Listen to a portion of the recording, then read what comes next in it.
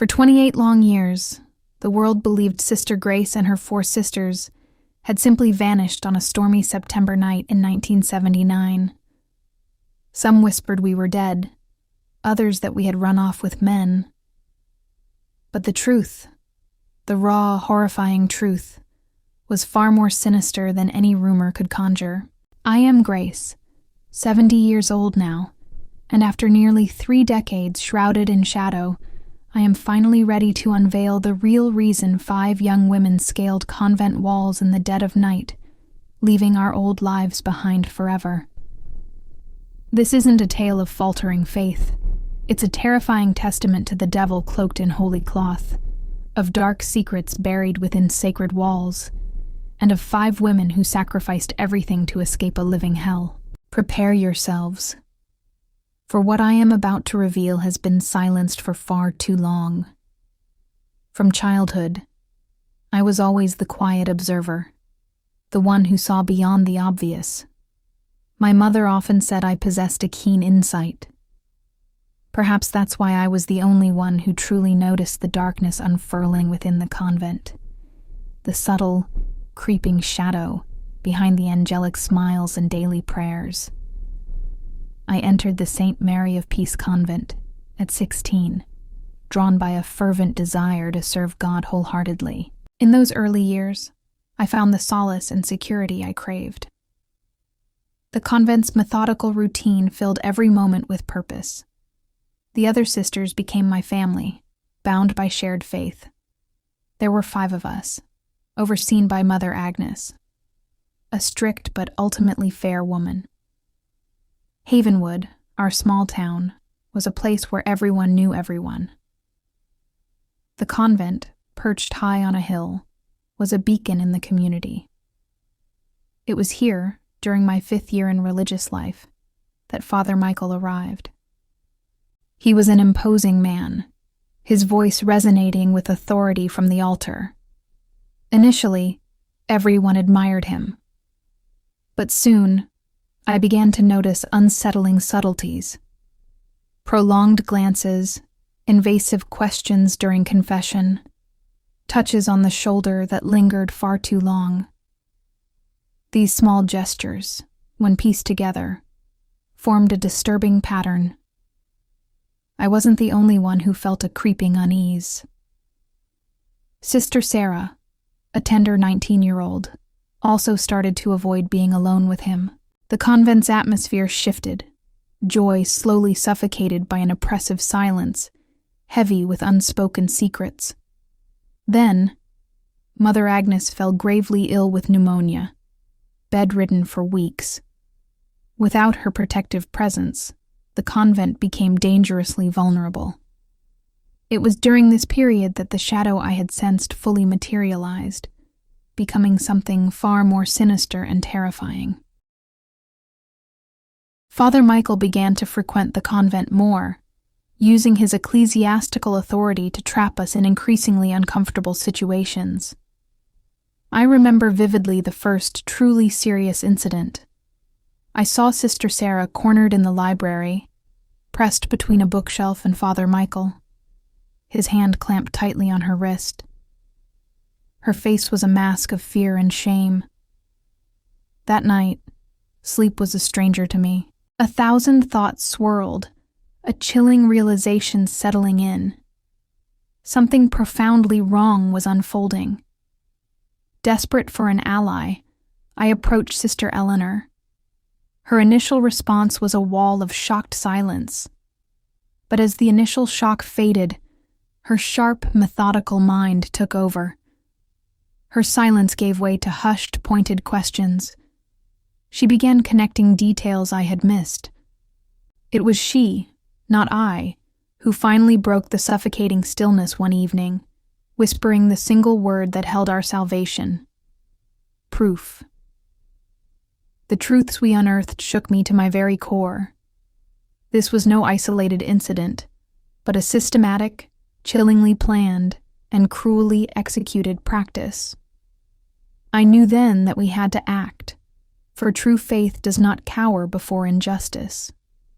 Genuine faith demands we confront evil, even when it hides behind a mask of holiness. I couldn't have known then that this resolution would shatter my existence, leading to a 28-year disappearance, forcing me to abandon everything I held dear, transforming me irreversibly. The St. Mary of Peace Convent had once been a picture of serenity. Our days were simple, methodical. My main task was the vegetable garden. Sister Martha, with her 65 years, reigned in the kitchen. Sister Eleanor, our intellectual, devoured religious texts. Sister Joy, a beacon of happiness, adored the children in her catechism classes. And Sister Sarah, the youngest, a novice, shy and gentle. Mother Agnes, our pillar, firm yet generous. It was into this very simplicity that the shadow crept. Father Thomas, our kind spiritual guide, was transferred. We mourned his departure. Shortly after, Father Michael arrived. The first time I saw him at the altar, an inexplicable discomfort settled within me. His first visit to the convent brought gifts, but during my first confession, his questions veered, becoming alarmingly invasive. His visits grew frequent, always with some flimsy excuse. I began to notice his patterns, seeking private moments with the younger sisters, the intensity of his gaze, his accidental touches. One day, Sister Sarah dropped a tool as his voice approached, her hands trembling. "What did he do?" I whispered. She could only cry, murmuring that he had threatened her. I tried to confide in Mother Agnes, but she was outraged, dismissing my insinuations. The situation escalated. Father Michael grew bolder, as if certain he was untouchable. I witnessed the suffering etched on my sisters' faces, especially Sarah's. The critical point came with Mother Agnes's severe illness. The priest announced he would visit daily. It was then that his mask of sanctity shattered completely. One night, I found Sarah huddled in the hallway, her habit disheveled, a reddish mark on her cheek. "No one will believe me," she whispered, recounting how he called her a simple, insignificant nun. That night, I understood. We were utterly alone. No one would save us. We had to find our own escape from this nightmare. Have you ever known a fear that paralyzes the soul? I lived with it constantly. Father Michael was cunning, always proper in front of others. But when he isolated one of us, his inner demon unleashed itself. He deliberately created these situations. Poor Sarah suffered the most. So young, too shy to defend herself. I saw him, repeatedly, pressing her against the wall, his hands, accidentally, brushing parts of her body. One night, I found Sarah trembling in the pantry, adjusting her habit. "He says he's my spiritual guide," she whispered, adding that she must obey him. My blood boiled. I hugged Sarah, promising to protect her. But how? "We have to do something," I pleaded with Sister Eleanor. She sighed, reminding me that a priest's word was worth more than ours. The situation worsened when Sister Joy became a target. Joy, always so cheerful, grew quiet, lost her appetite. One afternoon, she finally broke down, sobbing, recounting how Father Michael had interrogated her about her chastity. "The moment I tried to leave," she recounted, "he grabbed my arm with such force it left a bruise. Something inside me shattered. I began to pay meticulous attention, devising ways to protect my sisters. I tried to ensure none of them were ever alone with him.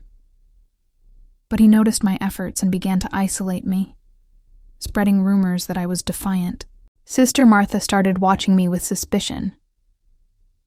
It was then I realized words were useless. I needed proof. I began to observe and record every detail: dates, times, his words, his actions. One night he crossed all boundaries. Sarah came to my room, trembling so violently she could barely stand. Finger marks marred her face. "He tried," she whispered. "He said it was a penance." The anger that surged through me was unlike anything I had ever known. "This ends today," I declared. The next morning, under the guise of needing supplies, I went to the regional bishop's office. I waited for 3 agonizing hours. When I was finally admitted, my courage wavered, but the thought of Sarah and Joy ignited a fierce resolve. I recounted everything, presenting my meticulous notes. The bishop listened in silence. When I finished, he sighed. "Sister Grace, these are extremely serious accusations. Are you sure?" My heart sank. "I am absolutely sure," I replied firmly. He promised to investigate, but urged absolute discretion. A scandal of this magnitude could seriously damage the image of the church. 2 nights later, Father Michael appeared at the convent, his face contorted with fury. He remained closeted with Sister Eleanor for almost an hour. When he emerged, Eleanor looked devastated, while the priest wore a triumphant smile. As he passed me, he whispered, "The bishop told me everything." I was in shock. The bishop had betrayed me. Eleanor came to my room. "What have you done, Grace? You went to the bishop behind our backs." I tried to explain, but she shook her head. "Father Michael claims you have psychological problems. The bishop believed him and now demands your transfer or expulsion." Reality crashed down on me. I was being punished for trying to protect my sisters. The next morning, I was summoned to the office. Father Michael was already there, reading the bishop's order aloud. My immediate transfer to a remote convent in Montana for insubordination and defamation. In that instant, I understood. Justice was unattainable for us. It was then I made a decision that would forever transform my existence. I would not go to Montana. I would find an alternative, even if it meant disappearing. "We are going to leave," I declared to my companions, "to flee." I never imagined I would be planning an escape from my home. Yet there we were, 5 terrified nuns whispering in the cellar.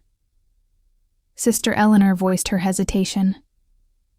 "If we run, we'll look guilty." "And we do," Joy retorted bitterly. Sister Sarah simply sobbed quietly. Sister Martha, the eldest, remained silent for a long time. 60 years, she finally said. "If it is necessary to leave to protect my sisters, then his will be done." Her words solidified our decision. We would flee, together. But how? We needed outside help, someone we could truly trust. I prayed as never before, and he sent it, in the most unexpected way. Mr. Miller, the quiet vegetable supplier. That day, as I helped him unload crates, he looked at me differently. "If you or the other sisters need help, you can count on me." "What makes you think we need help?" I asked cautiously. He sighed. "My eldest daughter joined a convent up north. She also had problems with a priest." I felt an immediate, profound connection with this man. "You're right," I confessed. "We need help." In the following days, Mr. Miller became our silent ally. We exchanged discreet notes hidden among the vegetables. One detailed a crumbling section of the rear wall where a large oak tree grew close. "No glass there," he wrote. I will leave an old rope ladder hidden in the bushes. It was our only viable path. A plan began to coalesce. Mr. Miller had a cousin in North Carolina who owned a small inn and agreed to take us in. He would use his savings to finance our journey. I can't stand by and watch you go through what happened to my Rosie, he declared. The plan was simple, yet fraught with risk. We would escape on a night of torrential rain. Mr. Miller would wait with his pickup truck. We would climb the back wall. First, however, we needed essentials. Eleanor secured our documents. Joy gathered medications. Sarah and I handled clothes. Mr. Miller provided plain clothes. The hardest part was deciding what to leave behind. We had to travel with the bare minimum. Only what is strictly necessary, Eleanor reminded us. As the appointed day neared, the fear intensified. What if we were discovered? We can still back out, I suggested. I can go alone to Montana. Don't even think about it, Joy interrupted. If one goes, we all go. That same night, a noise from the cellar startled us. It was Sister Helen, an older nun. I know what you're planning, she said bluntly. We were lost. To our astonishment, Helen pulled money from her pocket. Take it. It's all I've saved. Let it help you. But why? I managed to ask. I always pretended to believe him because I was afraid, she confessed. But you are not. You are young. You are brave. You deserve a chance to escape this hell. I hugged Sister Helen. Come with us. She wiped her tears. For me, it is too late, but I will pray for you every day. The night before the escape, I couldn't sleep.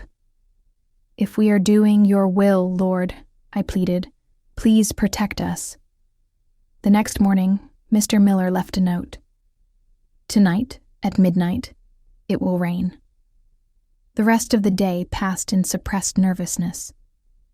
At midnight, as the convent bell tolled, its sound swallowed by the drumming rain, we shed our habits. I looked at my sisters, almost unrecognizable in their plain clothes. We were no longer fugitive nuns. We were women fighting for our freedom. We slipped out through the pantry. The rain instantly soaked us. Joy threw the rope of sheets over the wall. I climbed first, followed by her, then Sarah, Eleanor, and finally, with immense difficulty, Sister Martha. And then we ran. 5 ex-nuns in the pouring rain. As planned, Mr. Miller, our only anchor, was there. His old pickup truck waiting. 3 of us squeezed into the cab, while Joy and I hid in the back, covered by a tarp. And so we left, abandoning the convent, the town, the only life we had known. At that moment, we couldn't fathom the journey ahead. We had no idea our disappearance would cause a stir, that we would be relentlessly hunted, our names slandered. We didn't know we would spend 28 long years living in secret, assuming lives that weren't our own, carrying an impossibly heavy burden. September 17th, 1979, was etched deep into my soul. The torrential rain, thunder, and our frantic hearts. In hours, we transformed from dedicated nuns to desperate fugitives. We abandoned our identities. The truck swayed violently, throwing Joy and me against each other. The silence was broken only by sobs. After an eternity, the truck slowed. I feared interception. But then I heard Mr. Miller's voice. We're here, sisters. I lifted the tarp. We were in a shed. Where are we? I asked. An old barn on my brother-in-law's property, Mr. Miller explained. You can stay here for a few days. The place was simple but clean. Rest now. I'll be back tomorrow. After he left, we looked at each other. 5 soaked women, shivering from cold and fear. Sister Martha was the first to speak.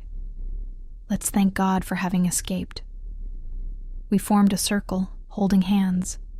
After the prayer, we organized the space. What are we going to do now? Sarah asked. We'll go to Mr.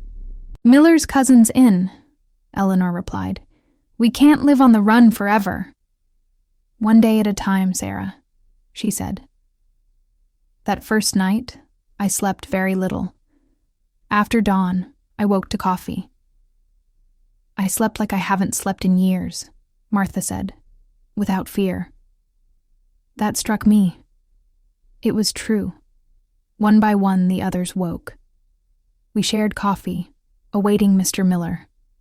He returned around noon, bringing food, dry clothes, and news.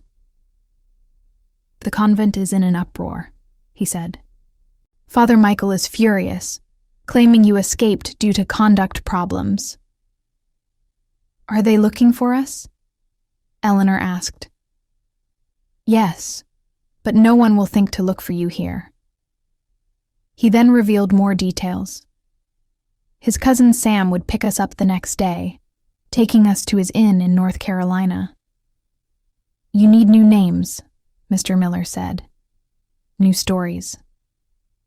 Eleanor took a paper. Who are we? Where do we come from? We crafted our new identities.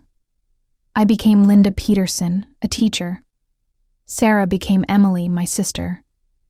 Eleanor and Joy became cousins, Catherine and Rose, and Sister Martha, our Aunt Millie. It was strange to rehearse these new identities. Mr. Miller also brought civilian clothes. I hadn't worn anything but a habit for 10 years. I looked in a small mirror and barely recognized myself. You look younger, Joy commented. That second night, anxiety gripped me. I woke before dawn, a nightmare of Father Michael finding us.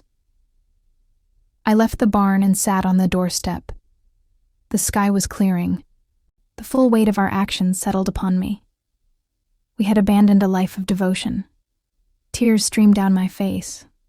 Not regret, but grief. Grace, I heard Sarah. Is everything okay? Yes, I replied. I'm just thinking about the future. She sat beside me. I'm scared, she confessed. Me too, I admitted. But we have each other and we have God. God doesn't reside in the walls of a convent, Sarah. God is here, I continued, pointing to her chest. And here, pointing to my own. And he understands what we have been through. Suddenly, we heard an engine. We recognized Mr. Miller's pickup. This is my cousin Sam, Mr. Miller introduced. He'll take you to North Carolina. The truck is for furniture delivery, Sam explained. You'll ride in the back, hidden. Are we ready? I asked. We climbed into the truck. Mr. Miller hugged us. May God protect you, he said. The doors closed, engulfing us in darkness. The engine roared. Holding Sarah's and Eleanor's hands, I felt a strange mixture of dread and relief. We stayed at Sam's inn for almost 3 months. It was quiet, isolated. Mary, Sam's wife, treated us with silent respect. I know you're running from something serious, she said. You're safe here. Those words brought tears to my eyes. However, we knew we couldn't stay indefinitely. Our disappearance had made news.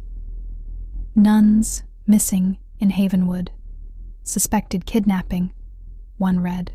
Parish priest of Havenwood reveals fugitive nuns had inappropriate behavior, another announced. I read these in secret, my heart sinking. Father Michael was slandering us. It was in one of these news stories that we learned Mother Agnes had passed away, not from pneumonia, but from a heart attack, after learning of our escape. "We can't go back," Eleanor said. With Sam and Mary's help, we obtained new documents. Suddenly, we were Linda, Catherine, Rose, Emily, and Millie. Sam knew someone in Cleveland, Ohio, who needed employees for a garment factory. The work was simple, sewing uniforms, but it paid enough. Most importantly, the acquaintance asked no questions. So, after 3 months, we moved to Cleveland, renting a modest house. Adapting was a monumental challenge. Daily tasks felt complex and alien. I remember trying to open a checking account. The tension was overwhelming. Eleanor was always ready to face the unknown. Joyce showed a natural aptitude for adaptation. Sarah learned quickly. Martha strove valiantly. The factory work was exhausting, but it provided comfort. Little by little, we established a new routine. For years, we lived in quiet obscurity, our past a carefully guarded secret. We worked, we prayed, we built a new kind of family. The pain never truly faded, but it transformed. It became a quiet strength, a fierce determination to live authentically. Sister Sarah, now Emily, grew into a strong, resilient woman. She eventually found love, married, and is now a grandmother to 4 beautiful grandchildren. She often tells me, "Grace, if we hadn't escaped that night, how could I have this happy family today?"